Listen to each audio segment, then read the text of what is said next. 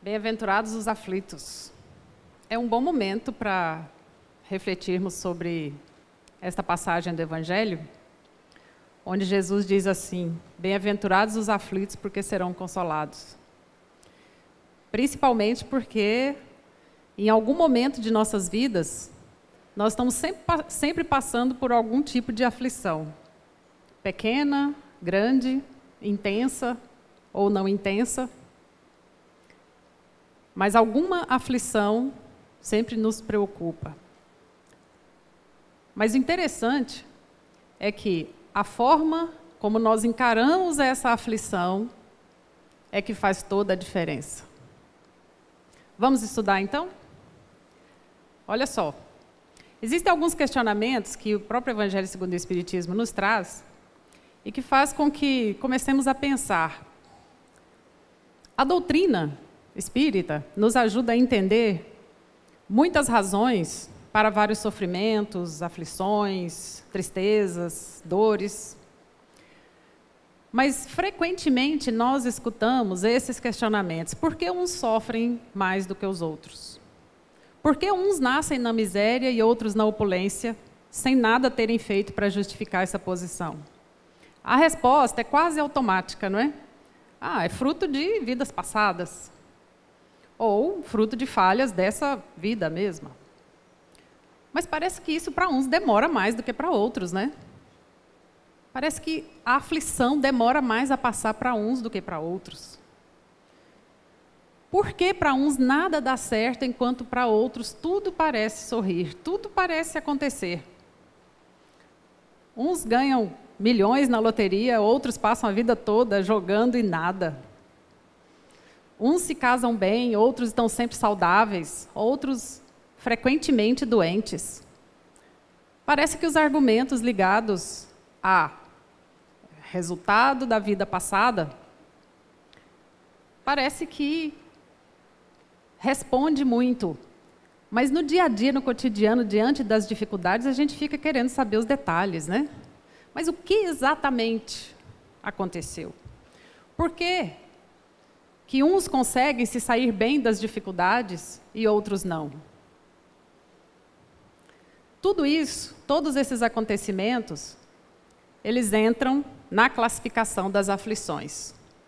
Então vamos entender primeiro o que significa a aflição, para aprofundarmos um pouco mais e conseguirmos resolver essas questões sem tanto abalo, né? A aflição é um termo antigo, né, de afligir, de aflamar, de esquentar, ou seja, de subir a temperatura naquilo que não precisaria subir tanto. É um sentimento de agonia, um sofrimento intenso. Não é uma simples preocupação. Não é um simples transtorno. Então, o que para uns poderia ser um motivo de agonia, né, para outros é um processo natural, né? Pronto. Né? Por que entrou? Porque a porta estava aberta? Né? Muito bem. É um desassossego por alguma coisa. É um tormento, um martírio, uma tortura. Então, nós vamos lidar com a aflição aqui como aquele sentimento mesmo que te tira do sério. Aquele que te abala. Aquele que te adoece. Que te faz sair do bom senso. Esse tormento, essa aflição, pode ser no presente, mas pode ser que esse tormento também seja fruto de uma ansiedade, de você arrastar o futuro para o presente. Uma sensação, um sentimento, uma intuição de que algo ruim, ou errado, ou trágico, possa acontecer. Aí é a aflição premeditada. Porque tem o aflito que sofre com a aflição do passado, o aflito que sofre com a aflição do presente e o aflito que sofre pela aflição que ainda nem aconteceu. É o ansioso, o angustiado, o pessimista. Está tudo bem agora. Não, mas vocês vão ver, em breve alguma coisa errada vai acontecer. Não é bem assim. Então, é preciso primeiro identificar qual é o seu tipo de aflição. É o do passado, é a do presente, ou é a aflição que ainda nem aconteceu? Não existem umas pessoas assim, que sofrem por antecipação? Então, vamos lá. Tudo isso é aflição. Essa aflição projetada no futuro nem sempre se revela somente com aflição para si mesmo. Às vezes a pessoa está aflita, às vezes está tudo bem com ela, mas ela fica aflita em relação aos familiares. É a mãe em constante agonia com o filho distante, não sabe se ele está bem, se não está, mas também não telefona para saber se está bem. É a ansiedade com o futuro, é a esposa recém-casada que está sempre de mau humor porque teme que o marido possa, no futuro, daqui a 15 anos, traí-la. Ou são aflições que as pessoas poderiam se privar de tê-las, mas as têm. Pelo pessimismo. Pessimismo em relação ao país. Esse país é um país que não dá certo. Todo governo que entra para roubar. Gente, tudo bem que nós não devemos fechar os olhos, mas também não podemos projetar o mal em tudo. E não se cansando de estarem aflitos em relação a si mesmos, aos familiares, ao local onde vive, estão aflitos também em relação à humanidade. A frase que mais gostam é aquela que diz assim, que a Terra tem mais espíritos inferiores do que superiores. Aí, tá vendo? Não falei? Tem mais inferiores, olha aí. E essa aflição, ela consegue fazer com que a pessoa irradie esse pessimismo e esse negativismo por todos os lugares onde for. Por onde a pessoa passa, ela deixa essa aflição, essa agonia. Então, não é aquele indivíduo que chega e traz otimismo, alegria, paciência, paz. É a aflição. Na vida profissional, é aquele profissional que está sempre passando medo nos outros. Olha, cuidado que isso pode acontecer. Olha, atenção, porque já aconteceram 2 tragédias em relação a isso. Então, isso é duvidar que exista um ser supremo, superior, inteligente, que tenha o controle disso tudo. É falta de fé na divina providência. Falta de fé em Deus. É não acreditar na misericórdia divina. É acreditar que nós estamos totalmente abandonados e à mercê dos nossos desejos e das nossas falhas. Então, nós temos o ansioso do presente, o ansioso do passado, o ansioso do futuro. O ansioso consigo mesmo, com a família, com o ambiente de trabalho, com o país, com a humanidade, enfim, com o universo. É muita aflição. E aí Jesus, para nos confundir, ainda diz assim, bem-aventurados os aflitos, porque serão consolados. Aí eu fiquei pensando, mas e agora, o que fazer? Vamos lá. Acontece que existe a má aflição e a boa aflição. Os irmãos devem se recordar de uma passagem do Evangelho que Jesus narra a história do filho pródigo, que é aquele filho, né, um homem tinha dois filhos, um dos filhos pede a parte da herança e vai viajar o mundo e um fica. Em pouco tempo, ele perde tudo, né, gasta tudo e vai trabalhar em uma fazenda cuidando dos porcos. Em um determinado momento, já cansado, ele se vê comendo as bolotas que serviam aos porcos. E esse é o instante em que ele cai em si e se torna aflito. Poxa, a primeira aflição foi a aflição negativa, que ele não estava contente com o que estava vivenciando no conforto da casa dos pais. E essa segunda é a aflição positiva, onde ele cai em si e pensa, poxa, lá na casa de meu pai, nem os servos se serviam das bolotas, dos alimentos que eram para os porcos. Viviam bem. E eu aqui, nessa miséria total. Aí ele decidiu voltar. Primeiro passo da boa aflição, o arrependimento. Só se arrepende quem tem humildade. Sem humildade, não se arrepende. Já viram a frase de quem é orgulhoso? Eu não me arrependo de nada que eu fiz. É o sinal. Ele se arrepende e retorna à casa do pai, e o pai faz uma festa. E o outro irmão fala, pai, mas eu estou sempre aqui do seu lado, nunca mataste nenhum cabrito para comemorar comigo. Mas tudo bem, ele volta e o pai diz que ele ficou feliz, né? Que o filho tenha retornado. Mas voltemos às bolotas dos porcos. O que é a bolota de porco para você? O que te deixa no fundo do poço? O que é humilhante para você? O que te faz pensar, poxa, estava tudo tão bem e agora eu estou aqui péssimo? É lidar com coisas sujas? O que é humilhante? O que te faz pensar, eu não deveria estar fazendo isso? É varrer rua? Não, para muitos não é humilhante. É lavar banheiro? Para muitas pessoas pode ser, para outros não. É catar lixo na rua? Depende. Se nós começarmos a pensar o que exatamente seria o meu ponto do fundo do poço, talvez nós sejamos pessoas mais gratas. Principalmente porque, no momento encarnatório em que estamos, pode ser que nós estejamos vivendo felizes na casa do Pai, mas talvez não tão gratos. E aí começamos a nos afligir por pouca coisa. Como Jesus dizia, pelo coentro, pelo hortelã, por qualquer coisa. Nós nos tornamos pessoas aflitas, agoniadas, estressadas. E talvez estejamos na casa do Pai, vivendo dos benefícios. E aí, terminamos em algum momento da vida, tratando dos porcos, nos alimentando das bolotas, e aí temos saudade daquele tempo. Às vezes a aflição, o sofrimento vem justamente para nós pararmos e pensarmos assim, eu estava bem, ou eu posso estar melhor.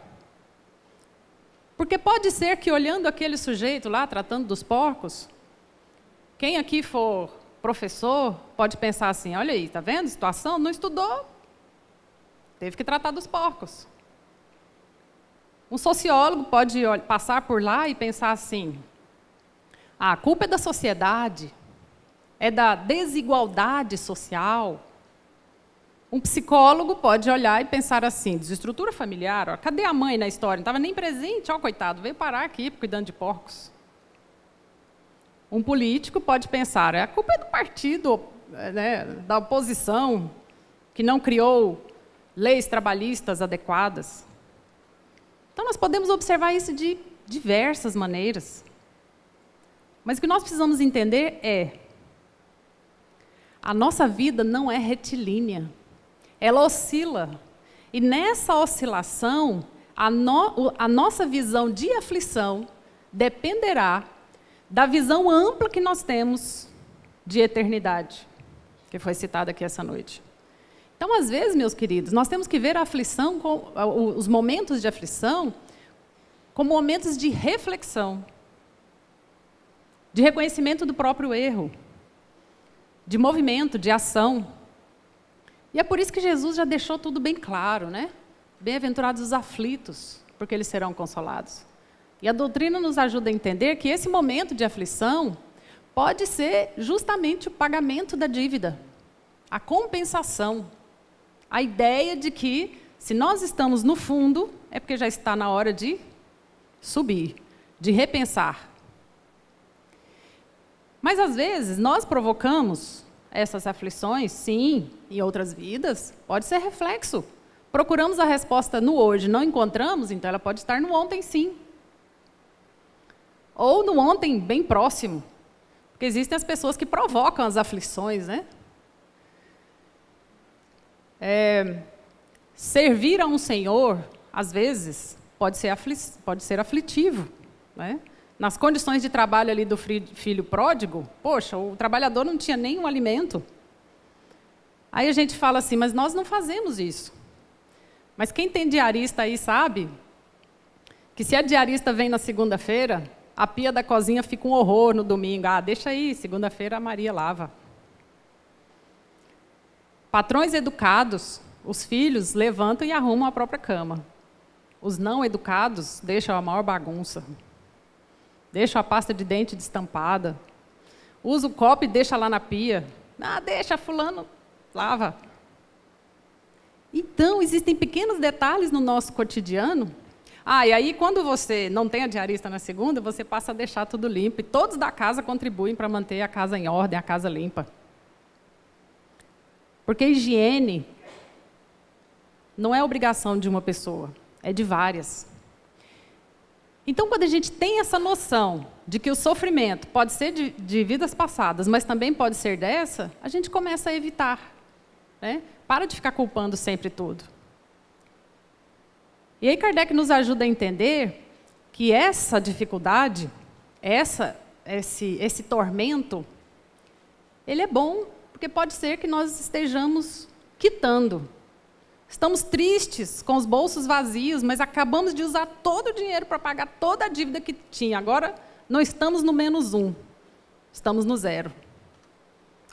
0 já é o primeiro passo para o 1, né? Melhor que -1. Olha só, no Livro dos Espíritos, tem uma questão que nos ajuda a entender bastante essa questão do Evangelho. Assim como quase sempre é o homem causador de seus sofrimentos materiais, também o será de seus sofrimentos morais? Materiais, emocionais, psicológicos, sociais, espirituais, terrenos. E olha só, mas existem determinados sofrimentos que independem, às vezes, da vontade daquele indivíduo exclusivamente. Uma enchente não é culpa de um só indivíduo. Uma enchente provocada por uma desestrutura ambiental pode ter sido causada por uma coletividade de erros, uma coletividade de falhas. Mas é claro que um conjunto de pessoas é formado por uma, mais uma, mais uma e mais uma. Então, paradoxalmente, nós temos que entender que, se eu fizer a minha parte, eu já estou contribuindo para que o coletivo seja afetado. Né? Mas é aquela questão, o sofrimento moral, às vezes, pode advir do orgulho, da vaidade e do ciúme. É aquele exemplo que eu dei no início. O que é sofrimento, para mim, pode não ser para você. E aí eu estou aqui me lamentando por um sofrimento e você vai falar, mas para que isso tudo? Não é? Que escândalo, que exagero, não é bem assim. Aí a pessoa diz, mas sou eu que estou sofrendo, fique no meu lugar que você saberá. Então, meus queridos, o sofrimento, vamos entender, a aflição, o sofrimento, ele é individual, mas ele tem reflexos coletivos.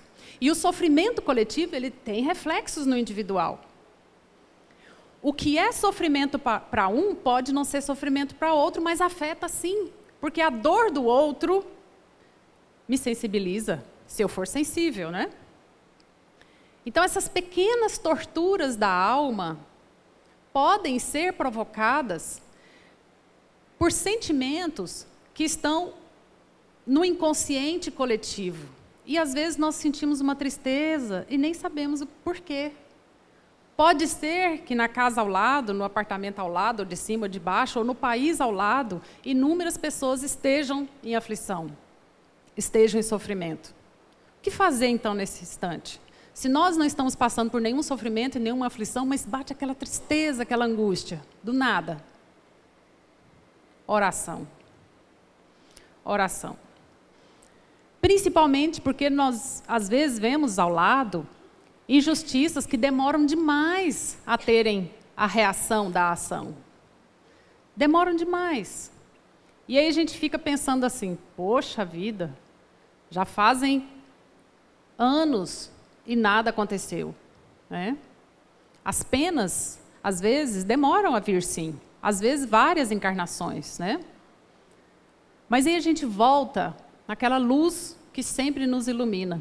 Se Deus é soberanamente justo e bom, misericordioso, acredite, Ele dá um jeito. Mas Ele quer a nossa ação. Mas Ele dá um jeito.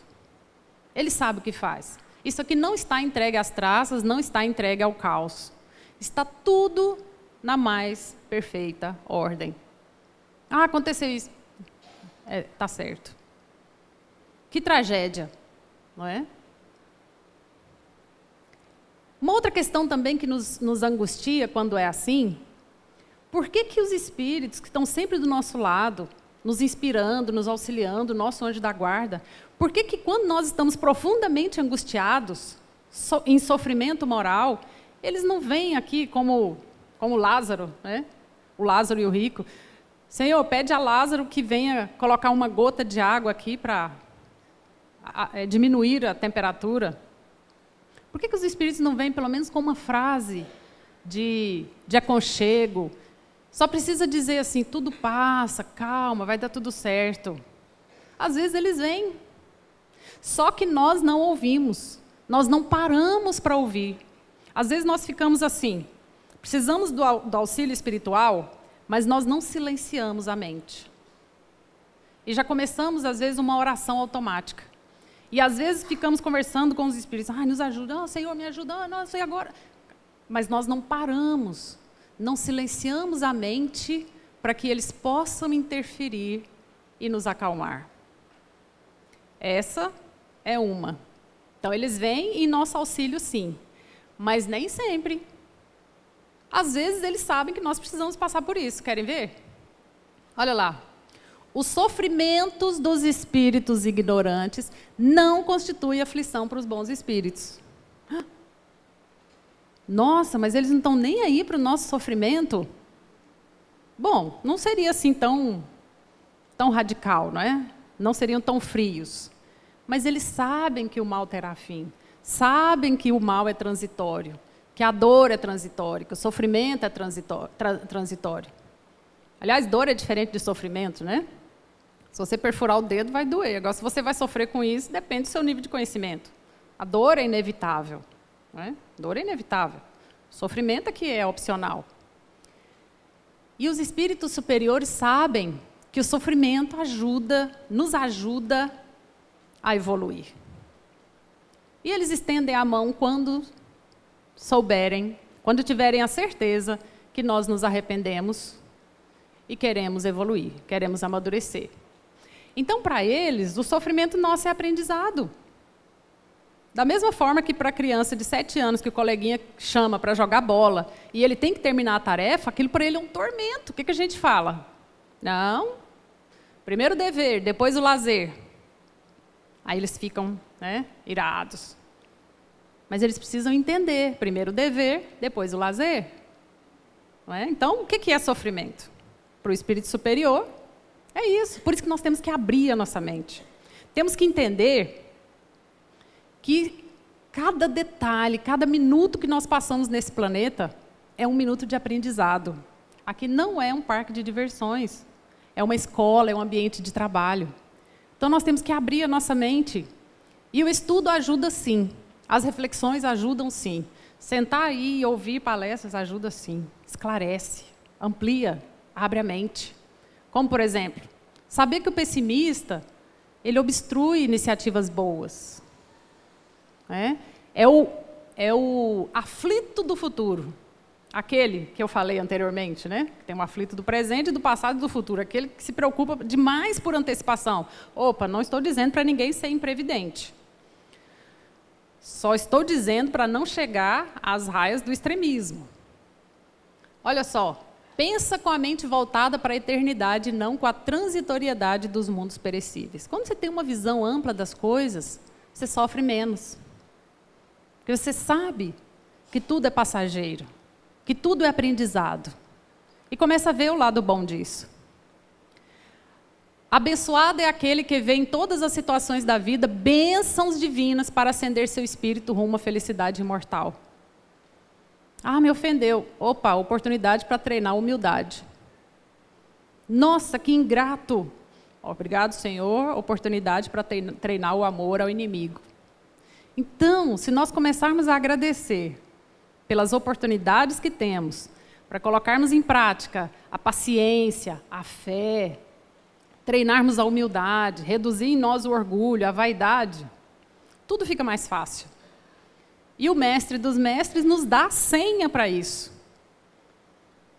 Vinde a mim, todos vós que estáis aflitos e sobrecarregados, e eu vos aliviarei. E alivia mesmo. Olha aí, como alivia. Não só alivia, como ele ajuda a carregar. Olha o que ele fala. Tomai sobre vós o meu jugo e aprendei comigo, que sou brando e humilde de coração. E achareis repouso para vossas almas, pois é suave o meu jugo e leve o meu fardo. É suave, é leve. Está difícil, está pesado, está dolorido, está doloroso, está complicado. Afinidade com Jesus, com seus ensinamentos, com seu modelo de ver as coisas. Porque, como eu disse, na nossa vida, ela não é totalmente estável, ela é instável. Nós temos momentos de picos e momentos de baixas. Nós precisamos disso para o amadurecimento. Ou seja, isso significa mudança. Tudo muda o tempo todo. E a natureza nos ensina isso com as estações. Ah, mas nem as estações são mais as mesmas, diz o pessimista. Mas também nós não somos mais os mesmos. A nossa forma de ver o mundo mudou, a sociedade mudou. Então nós temos que mudar também.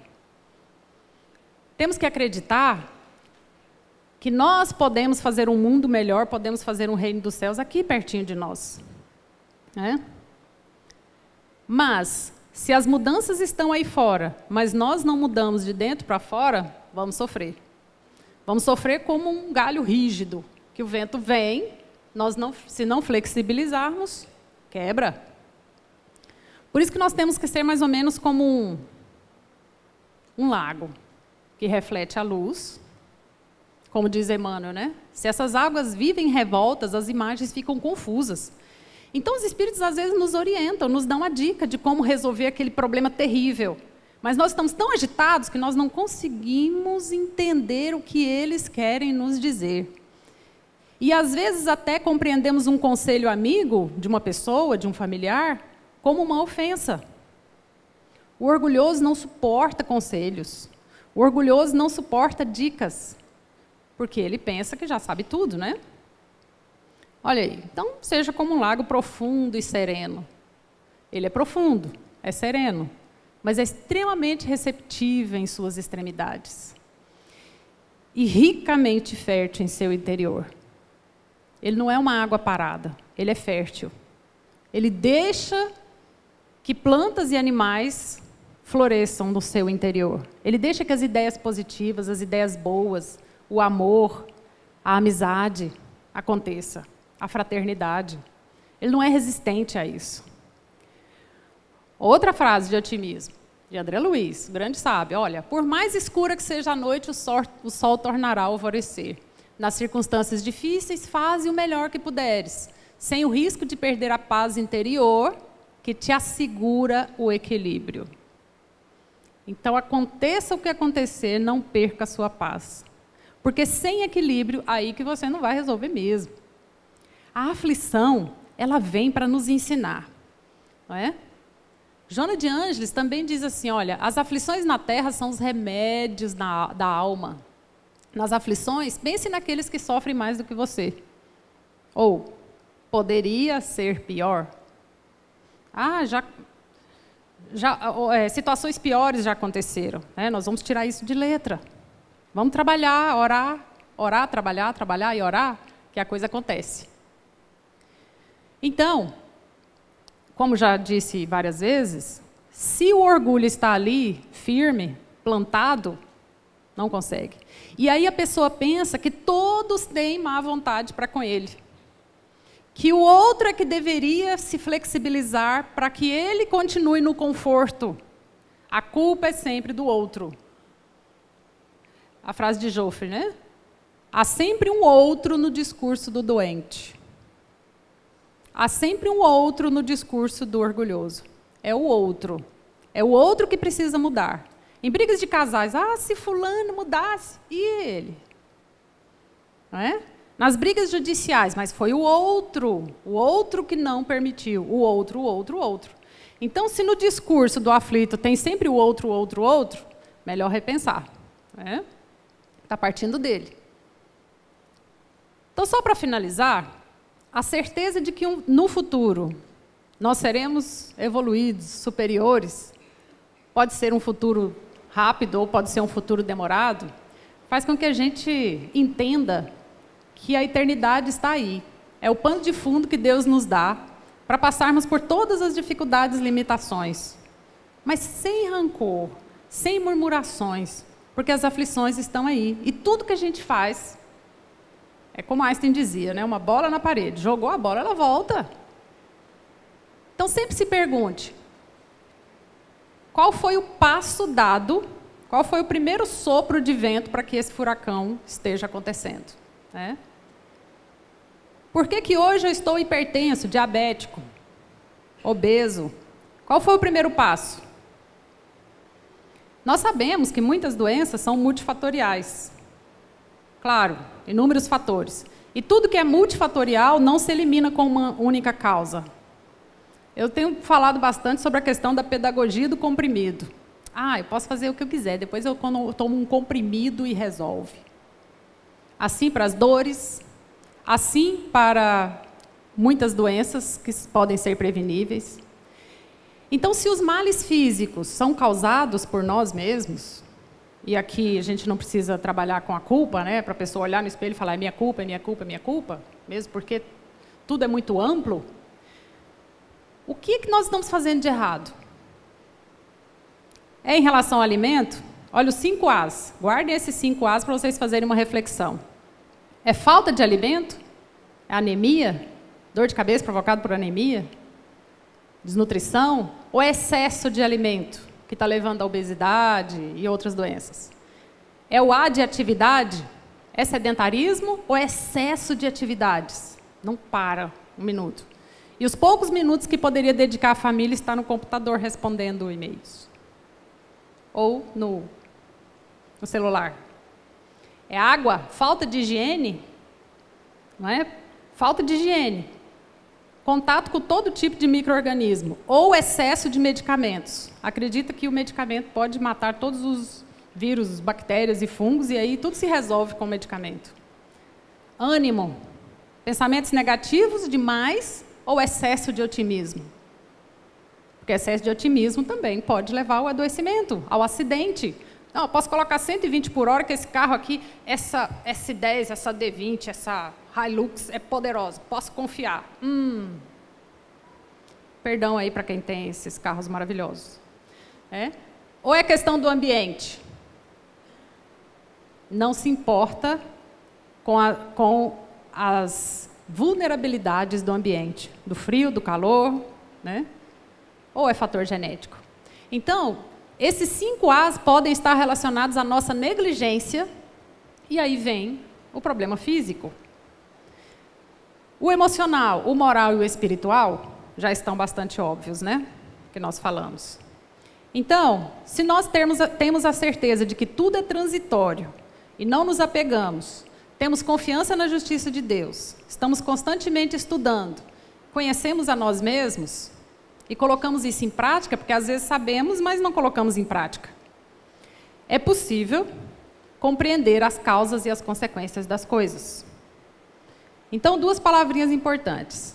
Trabalho, oração, devem fazer parte do nosso cotidiano para nós nos livrarmos das aflições, ou, se não podemos nos livrar delas, que saibamos lidar com elas.